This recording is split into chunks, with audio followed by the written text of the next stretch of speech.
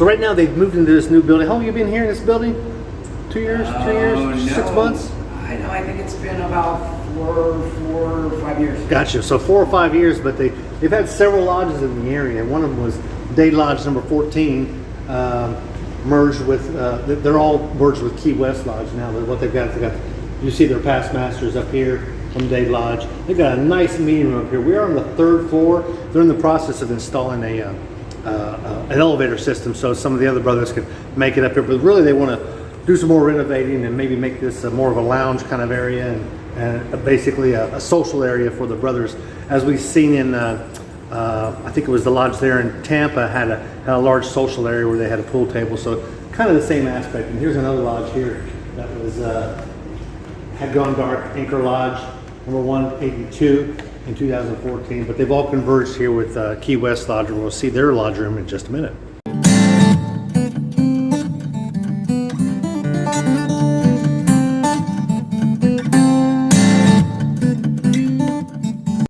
Now we're on the 2nd floor, and they have been doing some renovations to this this facility, and they've got a lot of things moving. They've got an old stove here, whereas their kitchen is actually upstairs. So I guess they decided to totally get rid of that. But there are some interesting things here in the lodge room itself.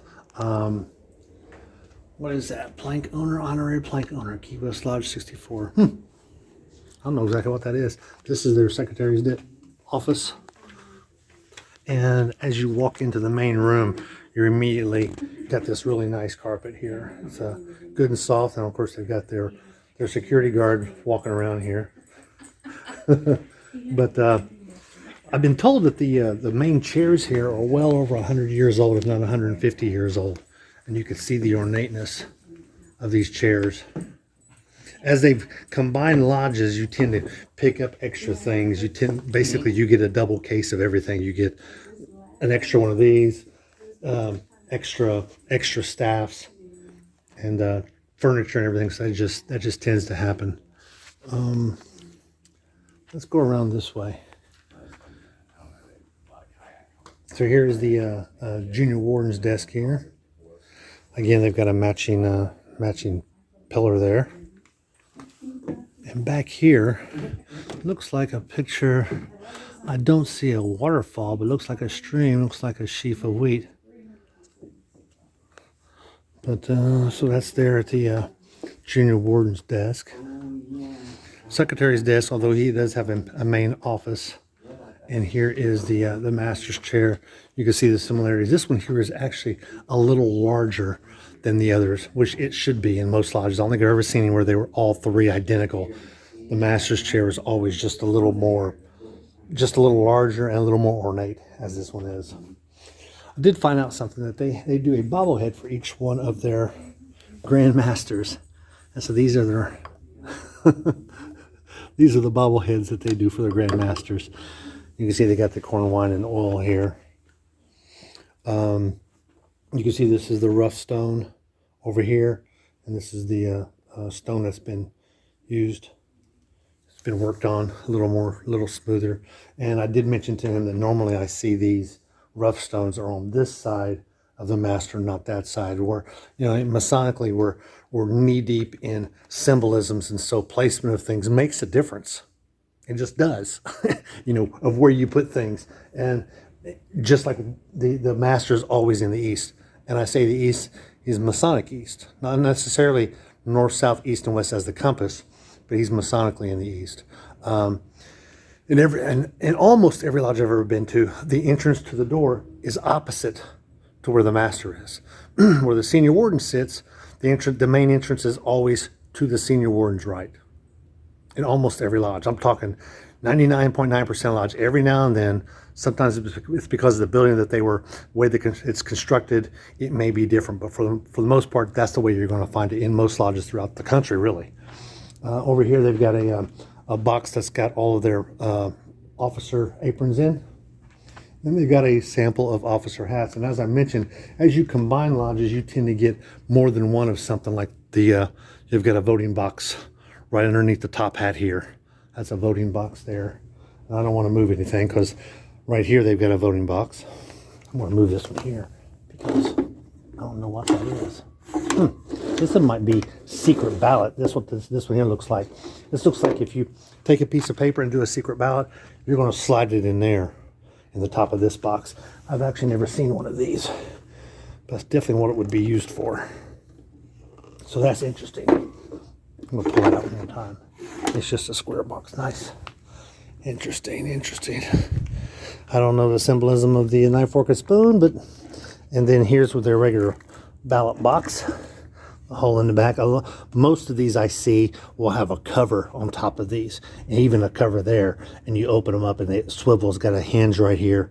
But this one here doesn't have one, nor has it ever had one. I don't see any markings here where there used to be a hinge or anything. And of course, once you slide it in there, you've got your... You can test your results right there at the end. Oh no, I can't do this with one hand. Oh wait, I got it. How about that? I would think that they got more than one kind of these, that you would have a better staff. This staff here could use some wear, probably just some refinishing or something. Let me see. Let's pull this out. And right there is where you need to be holding it. See the right angle there at my arm? Right there, just like that.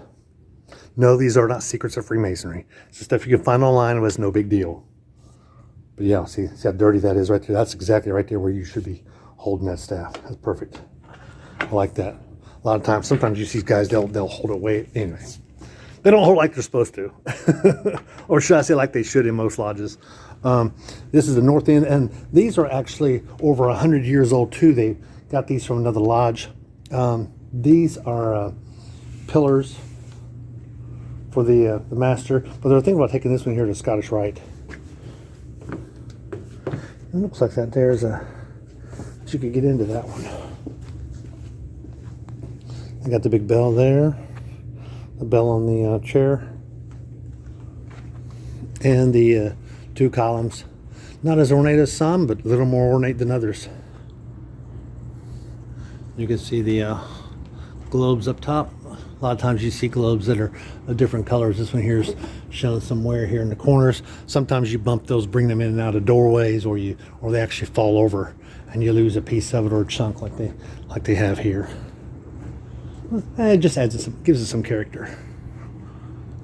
There's another globe there. There's our senior wardens, and last but not least, I wanted to show you their altar. Their altar's in really good condition right here. And I've noticed this in one other lodge. If you look this way, you can see that the light at that other end is actually taller. The column it sits on is taller than this one, and this one is taller than that one. I haven't noticed that in other states. Other states, in the state of Georgia, they're all the same height. There may be some symbolism here involved. And I actually was at a meeting yesterday and asked a brother, I said, have you noticed there's a different height in those columns? He's like, yeah, I don't know why. So I think I may need to investigate that some, and maybe it's something I could share with you on my next video. I hope you've enjoyed this visit here to Key West Lodge here in Key West, Florida, way down south, southernmost tip of the continental United States. And get a chance to visit these brothers, come see them. I'm sure they'll have a good meal, especially as nice as their dining room is upstairs. No reason for them not to have a good meal.